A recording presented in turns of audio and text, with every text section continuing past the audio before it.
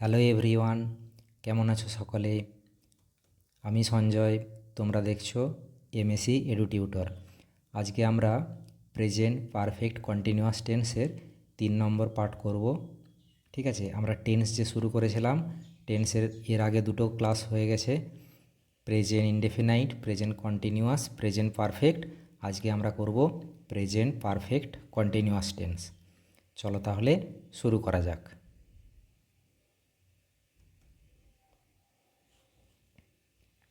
দেখো, present perfect continuous tense, এই টেন্সটি এমন এক ধরনের টেন্স যার মধ্যে প্রেজেন্ট পারফেক্ট টেন্স এবং প্রেজেন্ট কন্টিনিউয়াস টেন্সের কম্বিনেশন রয়েছে, অর্থাৎ দুটোকে মিলিয়ে একটা টেন্সে পরিণত হয়েছে।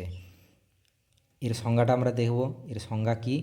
দেখো, কোনো কাজ অতীতে আরম্ভ হয়েছে, এখনও চলছে, ভবিষ্যতেও চলতে পারে, এরকম বোঝালে প্রেজেন্ট পারফেক্ট কন্টিনিউয়াস টেন্স হয়। ঠিক আছে, অর্থাৎ কাজটা এখন নয়, কাজটা আরম্ভ হয়েছে অনেক দিন আগে, এখনও চলছে এবং ভবিষ্যতেও চলতে পারে। ঠিক আছে, দেখো উদাহরণগুলো। যেমন দেখো, আমি 1990 সাল থেকে এই শহরে বাস করছি। তাহলে অ্যান্সার কি? ট্রান্সলেশন করলে কি হবে? I have been living in this town since 1990। তারপরে দেখো, সে সন্ধ্যে থেকে ঘুমোচ্ছে। He has been sleeping since evening. তারপরে দেখো, তারা 4 ঘন্টা ধরে মাঠে কাজ করছে। They have been working in the field for 4 hours. ঠিক আছে, এখানটা আর হবে 4 আওয়ার্স। তাহলে দেখো, উপরের যে আমরা সেন্টেন্সগুলো দেখলাম, এই সেন্টেন্সগুলো থেকে আমরা কি আইডিয়া করতে পারলাম যে প্রত্যেকটা ঘটনা হয়েছে, প্রত্যেকটা ঘটনা শুরু হয়েছে কখন? একদম অতীতে, কিন্তু এখনও কাজটা ঘটে চলেছে এবং ভবিষ্যতেও কাজটা ঘটে যেতে পারে। যেমন দেখো, আমি 1990 সাল থেকে এই শহরে বাস করছি। তাহলে আমার বাস করার কাজটা তো আজকে হয়নি, হয়েছে অনেক দিন আগে। ঠিক আছে, এবং এখনও শহরে বাস করছি এবং ভবিষ্যতেও শহরে বাস করতে পারি, সেই জন্য এটা প্রেজেন্ট পারফেক্ট কন্টিনিউয়াস টেন্স। তারপরে দেখো, সে সন্ধ্যা থেকে ঘুমোচ্ছে। তাহলে ঘুমানোর কাজটা আগেই হয়ে গেছে, সন্ধ্যা থেকে, এবং সে এখনও ঘুমোচ্ছে। তারা 4 ঘন্টা ধরে মাঠে কাজ করছে, অর্থাৎ কাজ করার ঘটনাটা 4 ঘন্টা আগেই শুরু হয়ে গেছে এবং তারা এখনও কাজ করে চলেছে, হয়তো পরেও কাজ করে যেতে পারে। তাহলে উপরে উদাহরণগুলি থেকে আমরা কি বুঝলাম? যে কোনো কাজ অতীতে শুরু হয়েছে, অর্থাৎ আগে শুরু হয়েছে, এখনও চলছে এবং পরেও চলতে পারে, এরকম বোঝালে প্রেজেন্ট পারফেক্ট কন্টিনিউয়াস টেন্স হয়। আচ্ছা, এই উপরের যে উদাহরণগুলো দেখলাম, এই উদাহরণগুলো থেকে আমরা এর গঠন সম্বন্ধে একটা আইডিয়া পেতে পারি। দেখো এর গঠন কিভাবে হয়। প্রথমে সাবজেক্ট, তারপর সাবজেক্ট অনুযায়ী হ্যাজ অথবা হ্যাভ হবে, তারপর হ্যাজ হ্যাভের পর বিন দিতে হয়, তারপর যে মেন ভার্বটা থাকে ফাইনাইট ভার্ব, সেই ফাইনাইট ভার্বের সাথে আইএনজি দিতে হয়, তারপর যদি কিছু অন্য ওয়ার্ডস থাকে, বাকি অংশ থাকে সেটা, এবং সব শেষে দিতে হয় টাইম ফ্রেজ। ঠিক আছে, খুব ইম্পর্ট্যান্ট টাইম ফ্রেজ। যেমন দেখো এই উদাহরণগুলো, এখানে সাবজেক্ট কোনটা? আই সাবজেক্ট, আয়ের পর কী হয়েছে? হ্যাভ, তারপর বিন, মেন ভার্ব ছিল লিভিং, লিভের সাথে আইএনজি লিভিং, তারপরে আদার্স ওয়ার্ডগুলো কোনগুলো? ইন দিস টাউন, তারপর টাইম ফ্রেজ কোনটা? সিন্স 1990। ঠিক আছে, এখানে টাইম ফ্রেজ কোনটা? দেখো সিন্স ইভিনিং, এখানে টাইম ফ্রেজ 4 আওয়ার্স। বোঝা গেল? তাহলে গঠন হচ্ছে সাবজেক্ট, সাবজেক্ট অনুযায়ী হ্যাজ অথবা হ্যাভ, তারপর বিন, তারপর মেন ভার্বের সাথে আইএনজি, তারপর আদার ওয়ার্ড থাকবে, একদম সব শেষে থাকবে টাইম ফ্রেজ। এরপর দেখো আরেকটা উদাহরণ। দেখো 1 ঘন্টা ধরে বৃষ্টি পড়ছে। তাহলে সেই গঠন অনুযায়ী কি হবে? It has been raining for an hour. ঠিক আছে, আচ্ছা, এতক্ষণ ধরে আমরা আলোচনা করছি time phrase. Time phrase, time phrase জিনিসটা কি? What is time phrase? Okay, দেখো টাইম ফ্রেজ হলো কত সময় ধরে কাজটা ঘটছে, কত সময়ব্যাপী কাজটা হচ্ছে। এখানে দেখো বৃষ্টি পড়ার যে কাজটা কত সময় ধরে হচ্ছে, 1 ঘন্টা ধরে হচ্ছে। ঠিক আছে, এই যে কাজটা হচ্ছে টাইম ফ্রেজটা বোঝাচ্ছে, এই টাইম ফ্রেজ অনুযায়ী ফর কিংবা সিন্স হয়। দেখো যদি পিরিয়ড অফ টাইম বোঝায় তখন হয় ফর, এবং যদি পয়েন্ট অফ টাইম বোঝায় তখন হয় সিন্স। ঠিক আছে, বাংলায় কি করে চিনব? যদি বাংলায় থাকে ধরে, যেমন দেখো 1 ঘন্টা ধরে বৃষ্টি পড়ছে, এখানে কি আছে? ধরে। ঠিক আছে, তাহলে বাংলায় যখন ধরে থাকবে তখন হবে ফর, আর বাংলায় যদি থাকে থেকে তাহলে হবে সিন্স। ঠিক আছে, তাহলে ধরে থাকলে ফর আর থেকে থাকলে সিন্স। তারপরে দেখো যদি বারের নাম বোঝায়, এটাকে আরও স্পেসিফিক্যালি যদি বলা হয়, অর্থাৎ পয়েন্ট অফ টাইমটাকে আমরা যদি ভালো করে বলি, যদি বারের নাম বোঝায়, যেমন সানডে, মানডে, বিভিন্ন যে বারগুলো, অথবা কোনো মাসের নাম যেমন জানুয়ারি, ফেব্রুয়ারি, কোনো সাল, যে কোনো সাল, ঠিক আছে, যে কোনো সাল, কোনো তারিখ, যেমন 5 সেপ্টেম্বর, 15 আগস্ট, কোনো সময় সকাল 7টা, ঠিক আছে, এইগুলো যদি থেকে থাকে তাহলে এগুলো একটা পয়েন্ট অফ টাইম বোঝায়, এবং পয়েন্ট অফ টাইম হলে কি হয়? সিন্স হয়। ঠিক আছে, তাহলে যদি আমরা দেখি এগুলো আছে, এগুলো থাকলে একটা পয়েন্ট অফ টাইম ইন্ডিকেট করে, তখন হয় সিন্স, আর বাকি সমস্ত ক্ষেত্রে হবে ফর। বোঝা গেল? তাহলে টাইম ফ্রেজের ঘটনাটা কি? যদি বাংলায় ধরে থাকে তাহলে হবে ফর, যদি বাংলায় থেকে থাকে, থেকে ওয়ার্ডটা যুক্ত হয়ে থাকে সেন্টেন্সের মধ্যে, তাহলে হবে সিন্স। অথবা পয়েন্ট অফ টাইম যদি স্পেসিফিক্যালি বলতে হয়, এইগুলোর পর যদি এইগুলো থাকে তাহলে এদের আগে হয় সিন্স, আর বাকি সমস্ত ক্ষেত্রে হবে ফর। বোঝা গেল? এরপর দেখো একটা মজার বিষয়। আচ্ছা, এখানে দেখো দুটো কলাম করা আছে, দুটো ছক করা আছে। একটা আছে প্রেজেন্ট কন্টিনিউয়াস, প্রেজেন্ট পারফেক্ট। প্রথম উদাহরণটা দেখো, হি ইজ সিঙ্গিং, সে গান গাইছে। এই উদাহরণটা দেখো, he has been singing since morning, সে সকাল থেকে গান গাইছে। তাহলে দুটো ঘটনাই একই রকম বোঝাচ্ছে, কিন্তু ভালো করে লক্ষ্য করো যে এখানটায় হয়েছে প্রেজেন্ট কন্টিনিউয়াস, আর এখানটায় হয়েছে প্রেজেন্ট পারফেক্ট কন্টিনিউয়াস। তাহলে কিটার জন্য এটা পাল্টে গেল, কিটার জন্য পরিবর্তন হয়ে গেল, টেন্সটার পরিবর্তন হয়েছে। দেখো আরও উদাহরণগুলো দেখো, দে আর প্লেয়িং, তারা খেলছে।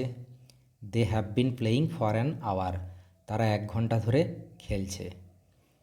হি ইজ সুইমিং, সে সাঁতার কাটছে।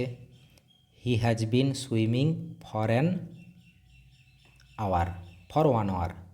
ঠিক আছে, সে 1 ঘন্টা ধরে সাঁতার কাটছে। আচ্ছা দেখো এখানে ভালো করে দেখো যে এই যে প্রেজেন্ট কন্টিনিউয়াসে কোনো টাইম ফ্রেজ নেই।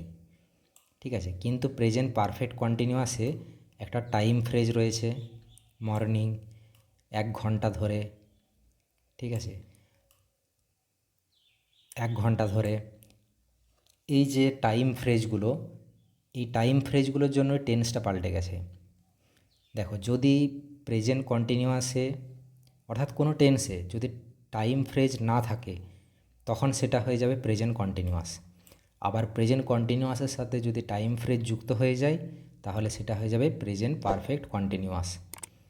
ঠিক আছে, যেমন দেখো এই সেন্টেন্সে কোনো টাইম ফ্রেজ নেই, সেজন্য এটা হয়েছে প্রেজেন্ট কন্টিনিউয়াস। কিন্তু এই সেন্টেন্সে রয়েছে একটি টাইম ফ্রেজ, সেজন্য এটা হয়ে গেছে প্রেজেন্ট পারফেক্ট কন্টিনিউয়াস। তাহলে আমরা কি বুঝলাম? প্রেজেন্ট কন্টিনিউয়াস টেন্সের সাথে যদি টাইম ফ্রেজ যুক্ত হয়ে যায় তখন সেটা পরিবর্তন হয়ে যায় কিসে? প্রেজেন্ট পারফেক্ট কন্টিনিউয়াস টেন্সে। যখন উপরের উদাহরণগুলো দেখো যে সবগুলোর সাথে টাইম ফ্রেজ যুক্ত হয়েছে, সেজন্য হয়ে গেছে প্রেজেন্ট পারফেক্ট কন্টিনিউয়াস। এই টাইম ফ্রেজগুলোকে যদি আমরা এলিমিনেট করে দিই তাহলে সেটা কিসে পরিবর্তন হয়ে যাবে? প্রেজেন্ট কন্টিনিউয়াস টেন্সে। ঠিক আছে, অর্থাৎ টাইম ফ্রেজ যদি যুক্ত হয় তখন কীরকমভাবে চেঞ্জটা হয় গঠনটা, কন্টিনিউয়াসে কি থাকে, বি ভার্ব, অ্যামিজার থাকে, টাইম ফ্রেজ যুক্ত হয়ে গেলে হ্যাজ বিন অথবা হ্যাভ বিন হয়ে যায়। আর বাকিটা কীরকম থাকে, আইএনজি থাকে মেন ভার্বের সাথে, এখানেও আইএনজি আছে মেন ভার্বের সাথে, এখানেও আইএনজি আছে মেন ভার্বের সাথে। পরিবর্তন কোথায় হচ্ছে, বি ভার্বের সাথে, এখানেও বি ভার্বের পরিবর্তন হয়েছে। ঠিক আছে, এইখানে বি ভার্ব থেকে হ্যাজ বিন হয়ে গেছে, এইখানে বি ভার্বটা থেকে হয়ে গেছে হ্যাভ বিন, আর এইখানের বি ভার্বটা চেঞ্জ হয়ে গেছে হ্যাজ বিন। ঠিক আছে, দেখো তাহলে বি ভার্ব পরিবর্তন হয়ে এগুলো পরিবর্তন হয়ে যাচ্ছে। বোঝা গেল? এটা একটা মজার ঘটনা। তারপরে দেখো এগুলোকে নেগেটিভ করব কি করে, অর্থাৎ এগুলোকে নাবাচক সেন্টেন্সে নিয়ে যাব কি করে। তাহলে নিয়ে যেতে হলে আমাদের প্রথমে তার গঠন জানতে হবে। গঠনটা কীরকম, প্রথমে কি দিতে হবে, সাবজেক্ট, সাবজেক্টের পর হ্যাজ কিংবা হ্যাভ থাকে, তারপর হ্যাজ হ্যাভের পর একটা নট দিতে হবে, তারপর যেমন সেন্টেন্স হয় বিন ভার্বের সাথে আইএনজি যোগ। যেমন উদাহরণ দেখো, he has not been working, তাহলে এখানে নটটা কোথায় হয়েছে, হ্যাজের পর নট হয়েছে। তারপরে সেন্টেন্সটা দেখো, they have not been coming to class, তাহলে এখানে হ্যাভটা হয়েছে হ্যাভের পর নট হয়েছে। ঠিক আছে, মনে রাখবে যে যখন নেগেটিভ করব নট, নট শব্দটা কোথায় হবে, হ্যাজ কিংবা হ্যাভের পর নট বসবে, আর হ্যাজ কিংবা হ্যাভের পর নট বসিয়ে দিলে সেটা নেগেটিভে পরিবর্তন হয়ে যাবে। বোঝা গেল? এরপর দেখো এটাকে আমরা ইন্টারোগেটিভ কীভাবে করব, অর্থাৎ এটাকে আমরা প্রশ্ন কী করে করব। এর গঠন কি, প্রথমে হ্যাজ কিংবা হ্যাভ দিতে হবে, তারপর হ্যাজ বা হ্যাভ বসবে, তারপর সাবজেক্ট হবে, এবং এই হ্যাজ হ্যাভ কাকে দেখে হবে, সাবজেক্ট অনুযায়ী হ্যাজ হ্যাভ হবে। সাবজেক্ট সিঙ্গুলার হলে হ্যাজ হবে, সাবজেক্ট প্লুরাল হলে হ্যাভ হবে। তারপর বিন দিতে হবে, তারপর মেন ভার্বের সাথে আইএনজি বসবে। যেমন দেখো উদাহরণগুলো, হ্যাভ ইউ বিন স্টাডিং, তাহলে এখানে হ্যাভটা আগে চলে গেল, ইউ অনুযায়ী হ্যাভ হয়েছে এবং হ্যাভটা চলে গেছে একদম প্রথমে, লাস্টে কোশ্চেন মার্ক। তারপরে দেখো, হ্যাজ সি বিন ক্রাইং, তাহলে সাবজেক্ট এখানে সি, সি অনুযায়ী এখানে হ্যাজ হয়েছে। বোঝা গেল, হ্যাজ সি বিন ক্রাইং। তাহলে ইন্টারোগেটিভে কী করতে হয়, হ্যাজ কিংবা হ্যাভকে সবসময় সাবজেক্টের আগে দিতে হয় এবং সাবজেক্ট অনুযায়ী হ্যাজ এবং হ্যাভ হয়। সাবজেক্ট সিঙ্গুলার হলে হ্যাজ, সাবজেক্ট প্লুরাল হলে হ্যাভ। বোঝা গেল? এরপর চলো আমরা কিছু ট্রান্সলেশন করি, বাংলা থেকে ইংরেজিতে অনুবাদ করি, অর্থাৎ এই টেন্স ধরে আমরা কিছু বাংলা থেকে ইংরেজিতে অনুবাদ করব। প্রথম সেন্টেন্সটা দেখো,